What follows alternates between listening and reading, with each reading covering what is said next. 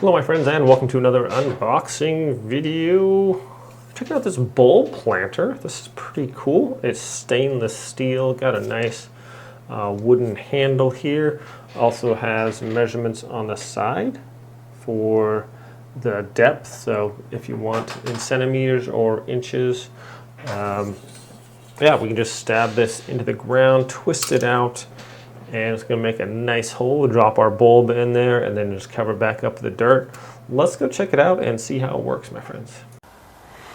Hey friends, so here I am in the garden. So whether you're planting bulbs or other things, these are super handy. I can just go down to whatever depth I want to. If I want it more shallow, I can just do that and put my bulb in there and then just put the dirt right back on top. You can even do this with one hand here. Hi kitty. All right, so also I can go down to full depth if I want, daffodils or whatever, and you just kind of turn it around there and it leaves a nice hole there. Just drop your bulb in there and then just cover it up and you're good to go. This is super handy, super easy. I can even just do this with one hand.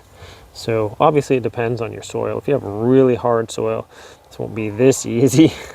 But I have just regular like potting soil here, and as you can see, my friends, it makes it really nice. Just one-handed control here.